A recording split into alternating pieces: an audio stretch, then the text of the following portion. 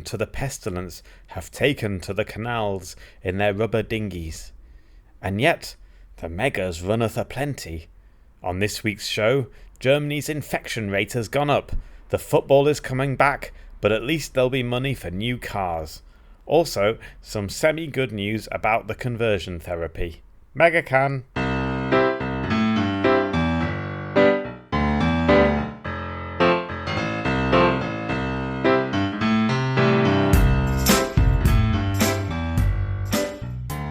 Good evening, everybody. It's time for another Megan's Megacan. We had a bit of a hiatus last week because it was May Day.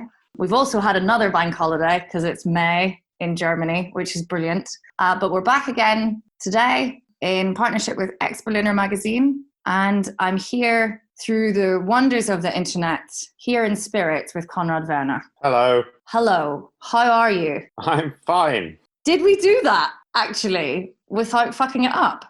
Yeah, I think that was our best ever intro. Oh, God. Managed not to talk over each lots of other. episodes. Oh, Lord. How are you? I'm fine. I am obviously, being a Berliner, I am clearly immune to the coronavirus because everyone, as you would have thought, if you go outside here, everyone has decided they must be immune because everyone's just like, no one is paying any attention to the rules, are they? No.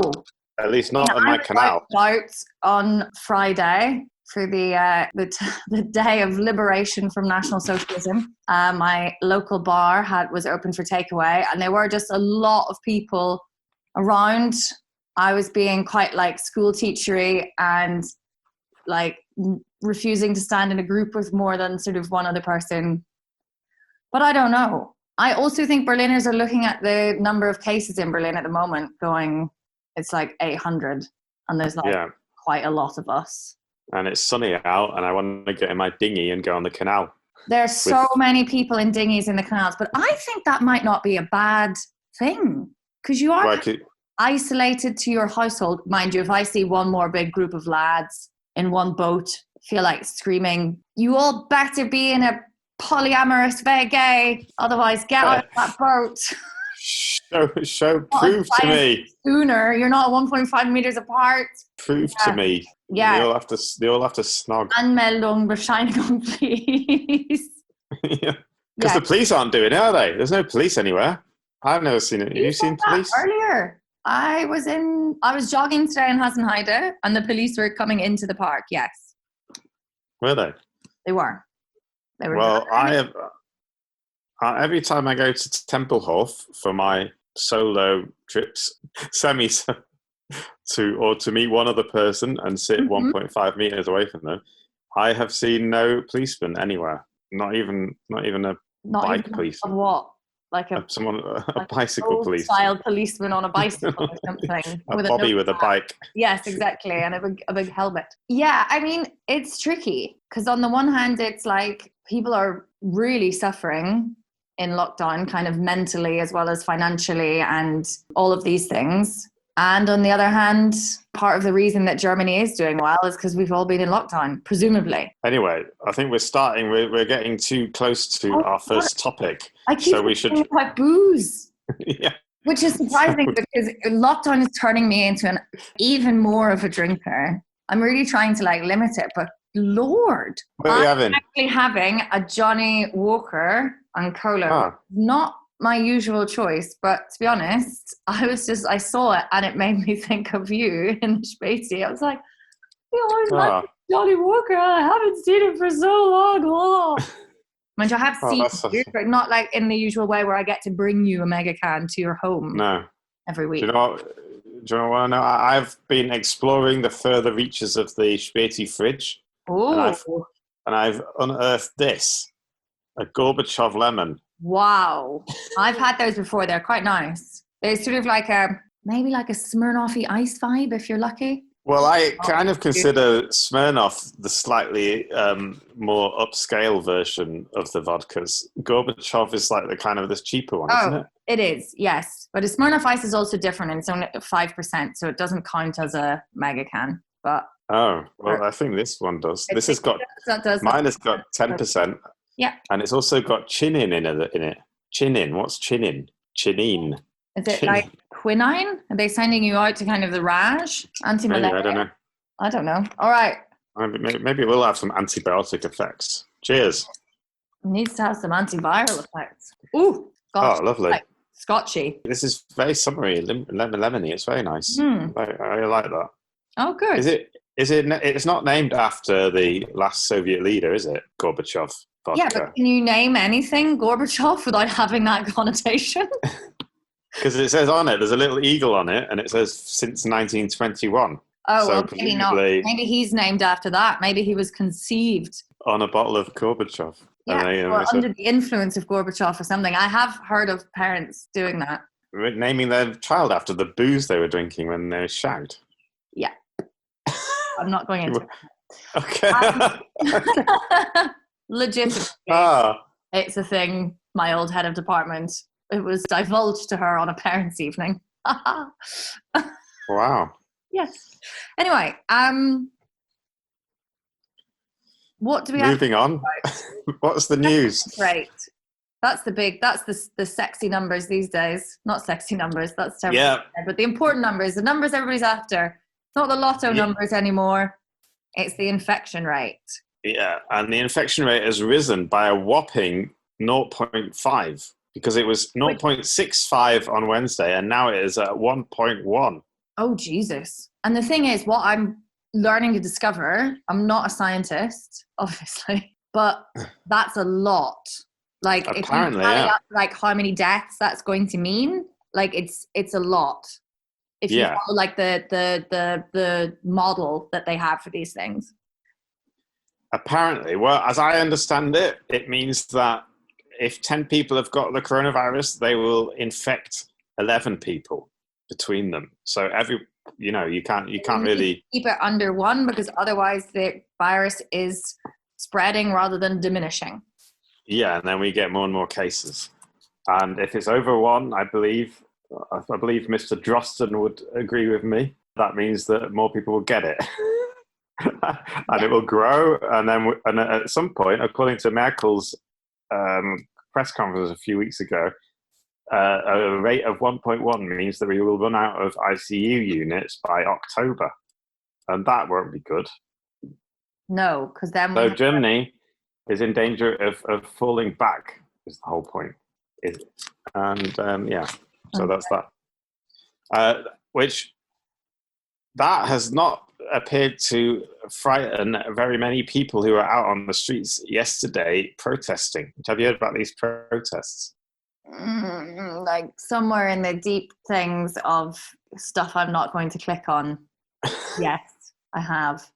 So thousands of Germans took to the streets of various cities. There were 3,000 in Munich, about 1,000 in Berlin.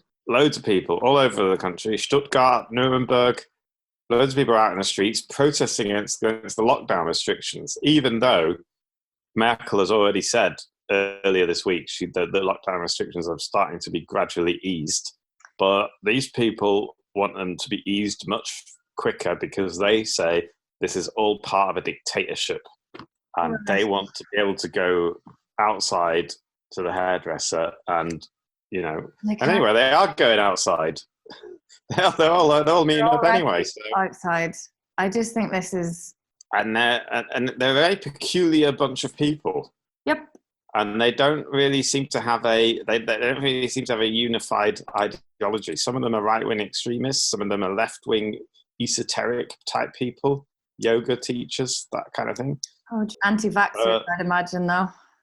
Yeah, there's like an anti-vaxxers to there.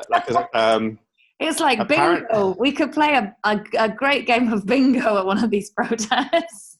I read in one newspaper report that one of the speakers got up to condemn right-wing extremism. Like they got a speaker came up and someone from the back shouted "Splitter," because he did because he said like we don't want any Nazis here. Someone at the back was like "Splitter."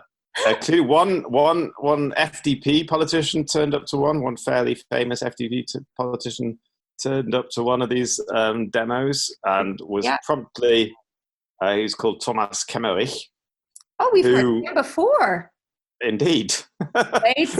Wait. He was Who was the one Thomas Kemmerich? Who was Thomas Kemmerich? He became, wasn't he the center of that scandal in Thüringen? Yes. So he That's was exactly what the it was. candidate who the AfD, he kind of, they sort of backed him to become the premier of Thuringia? Yeah. He was the state premier of Turingen for about 2 days. For about 48 hours. And then everyone was like, Yeah, you no said that we way. will not like participate with the AfD and you can't Yeah. So now he's showing up to these. So he's been, and he's Emily, promptly... you're slightly showing your colours here, mate. We were Yeah. trying to give you the benefit of the doubt. Not a political move. And he was promptly rebuked by his party leader, Christian Lindner, for Christian must turning be up. getting a bit sick of getting like memos or texts or something, whatever they're using. He says it. Kemmerich. He's like, no, God damn it, Kemmerich. You're supposed to be in lockdown. How are you still getting into trouble? I feel like that myself with like the hangovers I've been having. So, I mean, how am I still getting into so much trouble? It's good to know I've got a companion in Kemmerich. Yeah. What is he doing? I know. You've got. I mean, you have to take a bit of responsibility. Like, even if you don't agree with the lockdown, you've got to slightly take a bit of responsibility who you're protesting with. I think Exactly. You can't just turn up. He's not the and go, best person at maybe sort of choosing his bedfellows. Mind you, he didn't really choose the ones, I guess, in the election, but still. Yeah. Oh, Kemmerich, that's But very interesting. Yeah. But Berlin, only 1,000 people. It's quite surprising because I thought Berlin was full of mad people, but no, it's more of the mad people in Stuttgart. 10,000 people. That's loads. I mean, it's a very particular, because it's spreading in lots of ways across the internet. This idea of the plandemic, like China. Bill Gates is exactly. Bill Gates just wants money for injections that I don't want to be put into my baby. And then, of course, we have the Impfpflicht. Is that the like compulsory vaccination in Germany now, or it's coming in, or something? Well, they want to have it, but not for. I mean, no one said there should be an Impfpflicht for coronavirus yet. Sorry, no, that's not what I'm saying. But people are. I can understand it. This is a really. I mean, obviously, it's an insane standpoint to take in lots of ways, but I can also understand that this is like a really horrible situation for a lot of people and really anxiety and fear inducing. And if you already have all of these other fears at play and you maybe you've chosen a kind of ideology like being really right wing or being an anti-vaxxer to kind of address these anxieties, then this lockdown is just going to give like a massive, and your anxieties run along the lines of like government control is too much or whatever. I mean, that is. Understand why this would be like really awful for them and why you might want to take out onto the streets. I just, I think they're probably ill-informed. But I also think there's like not that many of them. I think there's just something to report on. I think it's just bigger than news. But I think that it's not really most people. Are fairly aware of the situation and kind of vaguely trust the authorities to at least be trying to do the right thing. I think that a lot of people are pissed off. Like, a lot of people have a lot of different reasons to be pissed off, but it does that. I don't think that like many people really think that Angela Merkel is a dictator. No, she's clearly not. No, yeah. I think she's trying to do things, and I think also like people. I've found like it all quite like heartening in a weird way. I'm like running on a high state of emotion anyway these days because I'm just like, I think everyone's emotions are heightened. I just find it like for the majority of people, I think they do want to like keep the measures. I think what's happening in Berlin now is people are seeing that they have been relaxed a little and that they can, people are not out there in massive contravention of the rules, I would say. Like, I'm very good at looking at a group of people from a distance and working out if they're breaking any rules. It's kind of my job. That's literally what I do all day. Well, that's an amazing skill to have. You can observe any group of people and you can tell No, if they live together. I'm being facetious, but I can kind of like, I don't know. I wonder if it's like a weird thing. So I'm just like, okay, well, they look like they might be a couple, but then that's another couple, but is it whatever? And I think people are meeting in bigger groups outdoors. That is what I've seen. And they maybe not keeping Abstand. But if we're seeing bigger groups of people in parks, that probably means that they're not having like big parties at their house. Yeah, that is true, yeah. So I wanted to tell you that Germany is only in the average field of countries beating the coronavirus. Like there are countries doing much better than Germany. Okay. And there are countries doing much worse than Germany. And Germany is right in the middle there, as in is, according to this website that I found. I have found a website which has some authority. Website. It's called endcoronavirus.org. Right? That sounds... What? What? It's American. It's American, and according to the About Us page, it's run by advisors from MIT and they kind of they're advisors to the CDC in America and all these different groups, National Security Council. So it's like an authority. The point is an authority, and they've decided that Germany's in the middle there of all the countries. Well, maybe not. Countries doing better are Austria next door, doing much better than Germany. Mm-hmm. They did their lockdown very quickly and very and much more comprehensively than Germany. Okay. Greece is doing much better. Yeah, they're doing really well. My mum's in Greece, and they're now coming out of lockdown now. Yeah. But they've had very low cases and low death rates, haven't they? According to endcoronavirus.org, yeah. Anyway. I'd like you to preface everything that you say from now on with, according to endcoronavirus.org. Well, I do like to give my sources. Right, so... And checking sources, which is important. What I did want to say is that despite this, Germany has decided it wants to see football again. It's going to be the first country with a major of the major European leagues to reintroduce its football back. You said that Germany wants to see football again, but they're not going to be doing that with their actual human eyes, are they? No, all these games will be played behind closed doors, and also I should qualify that.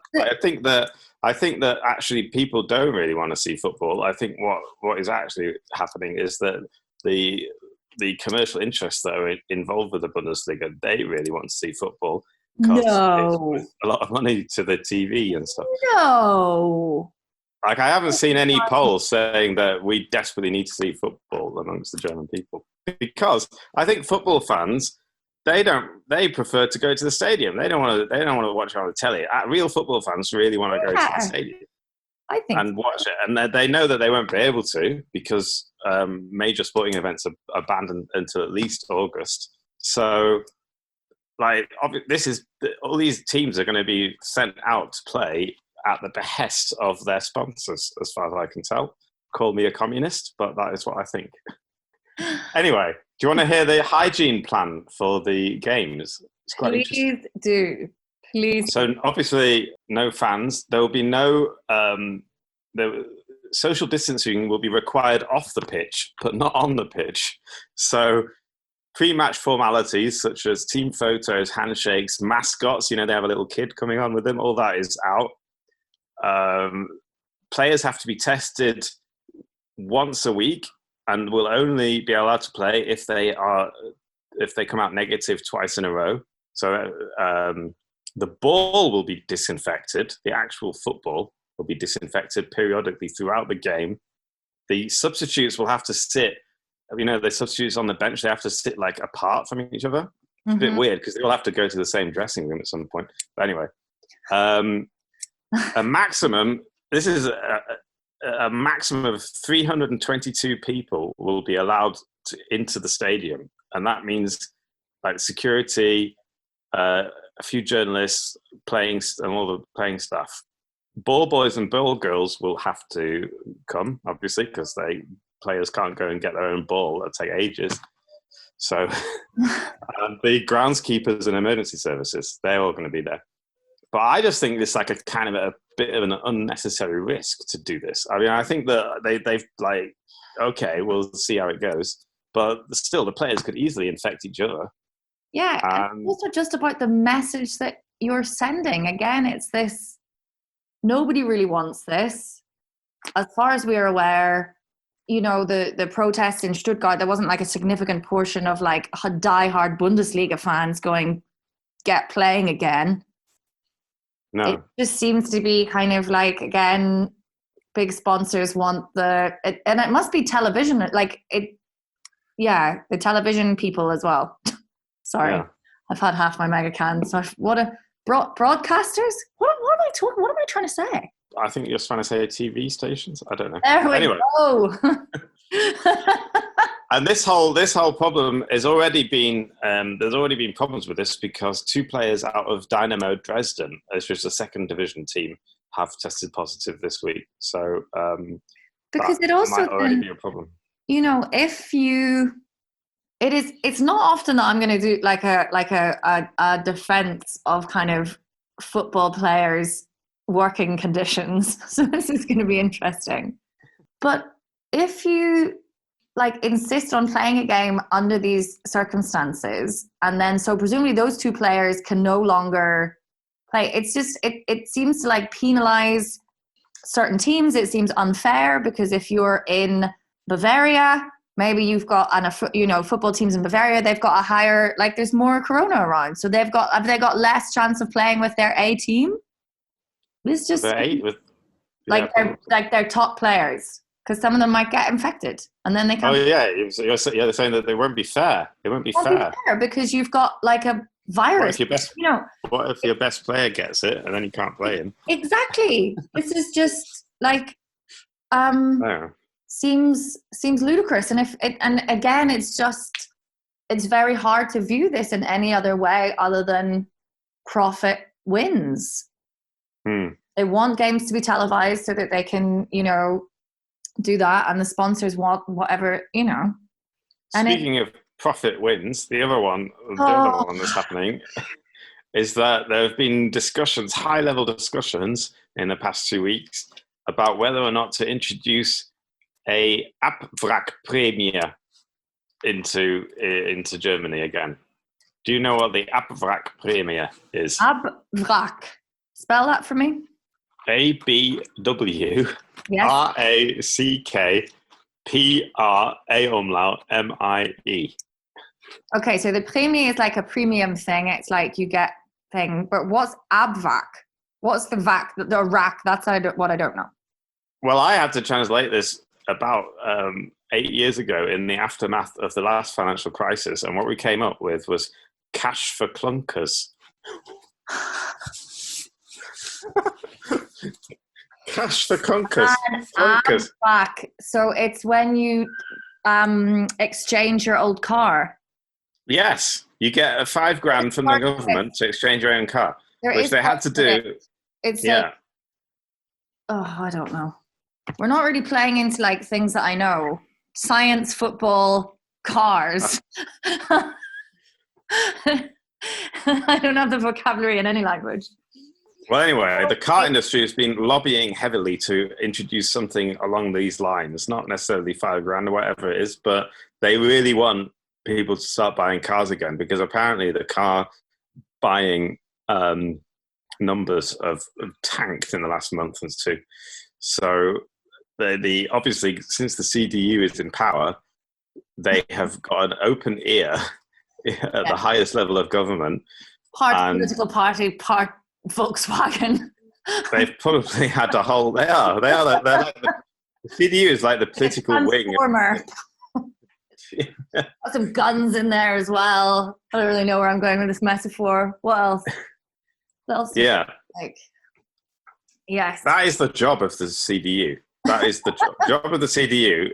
The reason why the CDU exists is to make sure that Germany still builds cars for as long as possible. That is why you vote for the CDU, and that is why the CDU wants to be in government, is to make sure that Germany builds as many cars as possible. until we can't anymore. Which, if they keep up, will not be that long. Like the CDU is the political wing of the car industry. Yes, it's like the Sinn Féin and the IRA. Yeah.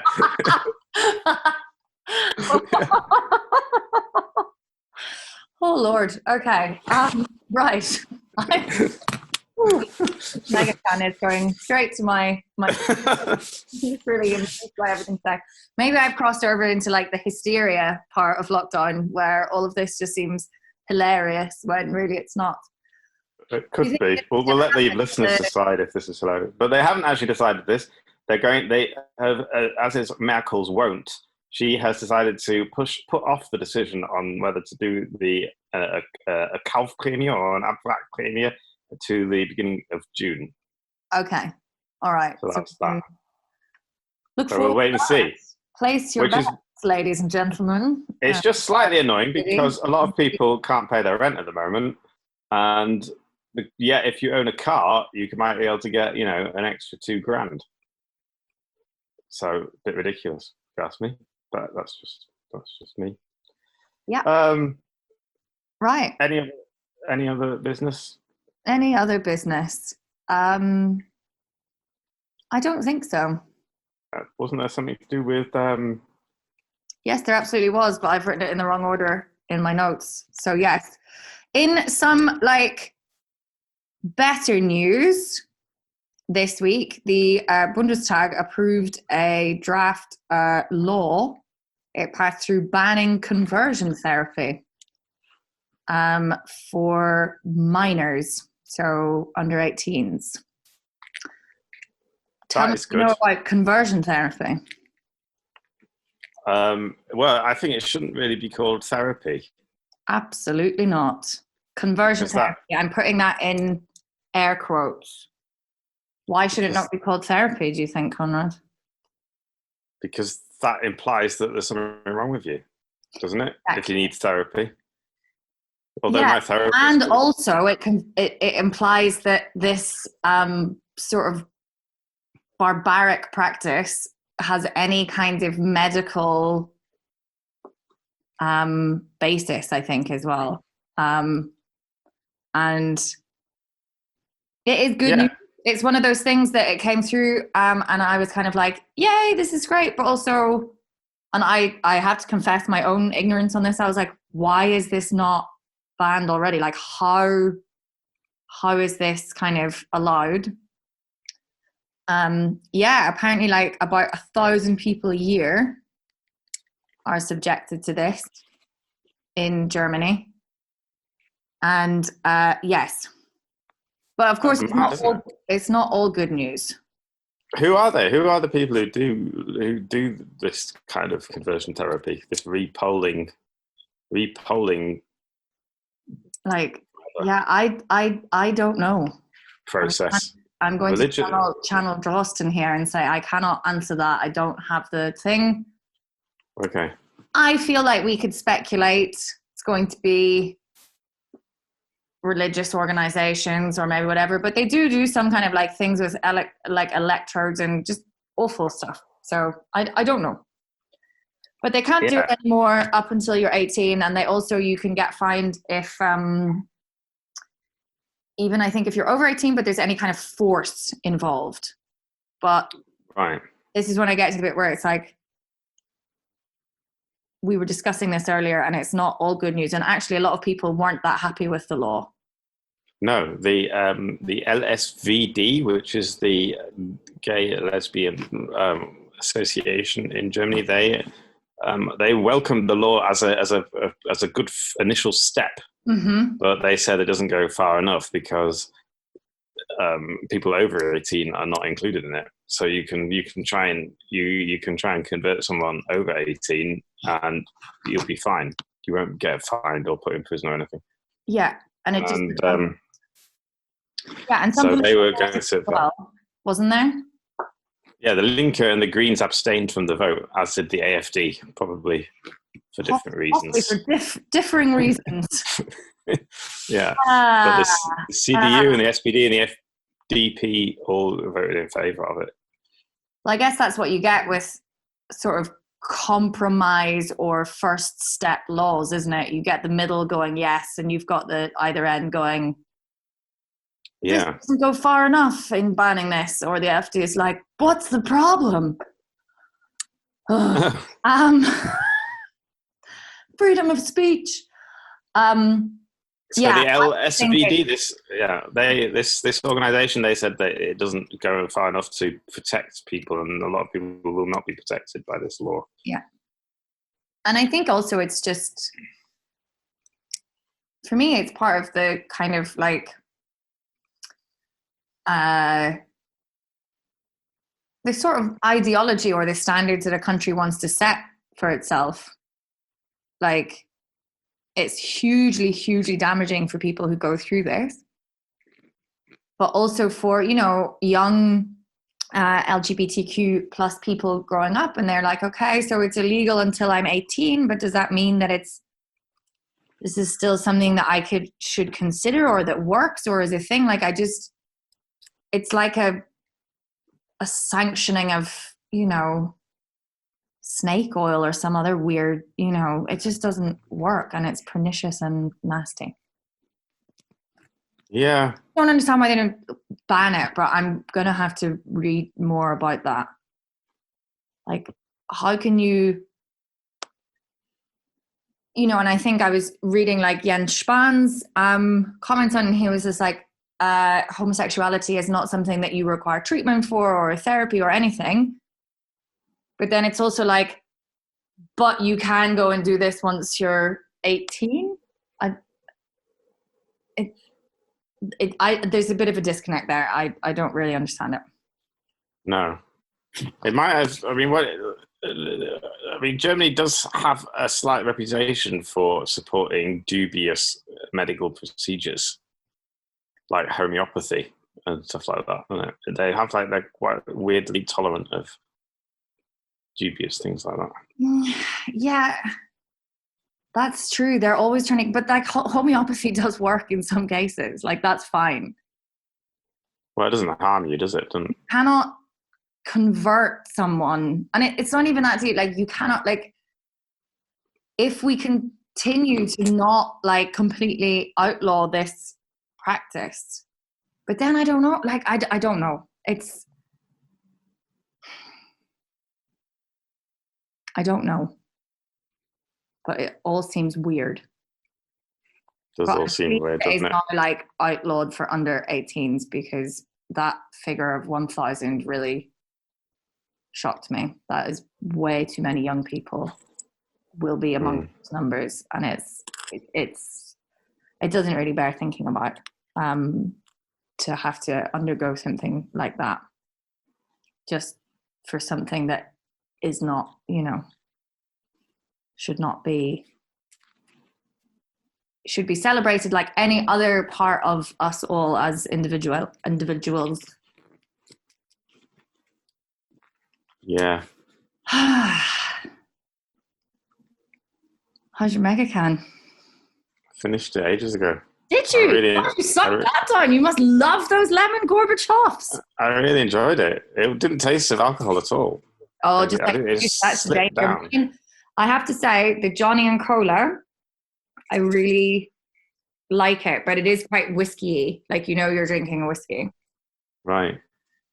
Well, I can honestly say I did not taste any vodka in the last half hour, even though this has got 10% alcohol. Wow. I've tasted a lot of chinin, whatever that is. You're wasted on chinin, whatever it is. We'll discover I'm off my face on chinin right now.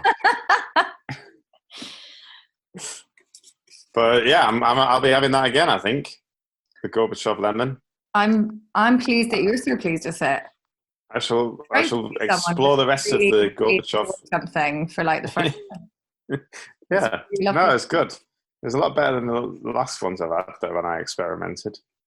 Sometimes the experiments I find with Megas, like, it is worth experimenting because sometimes they really do pay off, but that's only in about 1 out of 6 experiments. Everything else, you're just drinking something that tastes like when something's melted in your glass for 2 hours at May Day. back in the time before when we could drink outside. Yeah. At Yeah, Mega. they banned all that. They did ban all that, but They banned the Carnaval de Culturen, which would have been in the next week or so. Must have been sometime in May. yes, Kingston. That was coming up. That's outside my house. That's always really noisy here when that happens. People wee behind the cars I outside can my house. imagine. But I'm not thinking that. I need to like mentally remember that because I'm always looking for somewhere to pee during Carnival de Culturen. So you're going to be getting a call. I could charge people to come and wee in my house. You should. And you could be selling megas on the side. You could have a cooler of megas and a nice toilet with like, I mean, toilet paper. Who knows what it's going to look like in the future? But, No. next year I'll open a side racket in megas and toilet access. I would be your number one customer. I'd be running up those stairs. Like, Brilliant. Give it all to me. Brilliant. So that's it. That's it. A mixture of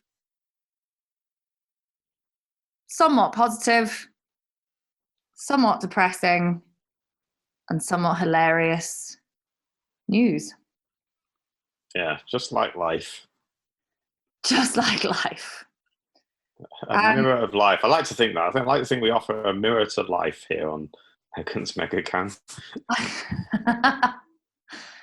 Hold a mirror up. Keeping it real. Yeah. Holding a mirror up to life. Life narrated by some slightly drunk people who can't quite remember what the facts are. Yes. Or the words. But they don't come here for facts. You don't come here for facts. I really hope that nobody is. No. I mean, to be honest, I feel like in all honesty, we are acting in good faith. Like the facts that we're stating, we do actually believe at the time to be facts. Yeah, we're not deliberately lying. We're not deliberately, but there is always a point where I'm like, I'm just going to have to start talking about my opinion now because I don't know any more facts. Oh, God. And I'm drunk. Yeah. Brilliant. Anyway, thank you, everyone, for listening. I hope that you and your loved ones are all staying happy and healthy and 1.5 meters away from each other. Yes. Bye. Bye.